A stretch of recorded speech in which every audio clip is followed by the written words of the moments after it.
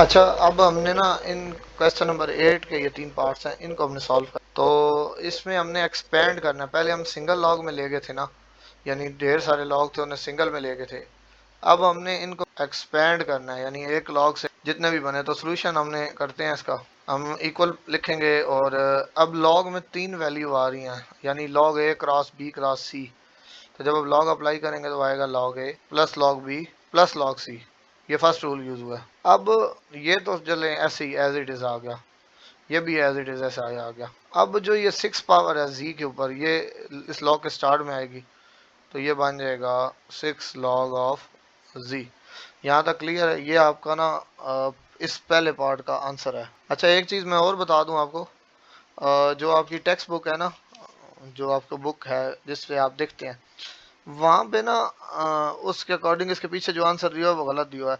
अब बुक के एंड पे उसने आंसर दिया हुआ है -6 लॉग जी, जबकि -6 लॉग जी नहीं आता, +6 लॉग जी आता है, क्योंकि जी पावर 6 ऊपर दिया हुआ है। तो ये करेक्ट आंसर है। अच्छा, इसके बाद ना इसका सेकंड पार्ट है हमारे पास। ये पार्ट दिया हुआ है लॉग 3 बेस है m5n³ उसके ऊपर 6 रूट है। तो इसको करते हैं सॉल्व हम। तो फर्स्ट स्टेप में तो आप इस तरह लिखोगे, इसको आप लिखेंगे m5n³ पावर 1/6, ठीक है। अब ये करेंगे। अच्छा, सेकंड स्टेप पे तो हम ये करेंगे कि सेकंड स्टेप में ना हमने 1/6 जो इधर पावर है, ये पावर है आपके पास। ये लॉग का रूल है कि पावर कहाँ पे आती है, स्टार्ट में। तो हम इसको लिखेंगे 1/6 लॉग बेस 3, और इधर हम लिखेंगे m5n³। जी, अब बेसिकली ना ये ए बी है, यानी ये लॉग ए क्रॉस बी, ये फॉर्म बनी हुई है। तो 1/6 तो दोनों के साथ आना ही आना है, तो यहाँ लगाएं, आप बड़ी ब्रैकेट लगा लें अपनी आसानी के लिए। तो जब लॉग अप्लाई करेंगे हम, पहली वैल्यू पे आया लॉग m5, मल्टीप्लाइड फॉर्म है तो लॉग n³, ये दोनों आ गए।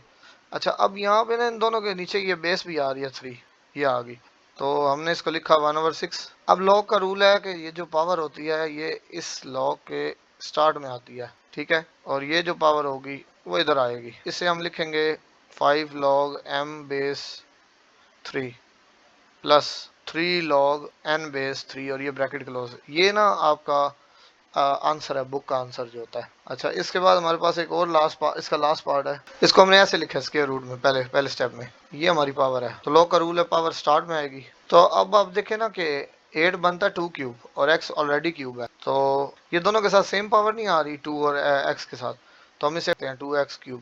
अब ये जो 3 है, ये इधर लॉग से पहले अगर ले आए, इसको पावर है ना, तो लॉग से पहले आएगा तो 1 के साथ मल्टीप्लाई होगा, तो 3 1 जार 3 लॉग 2x।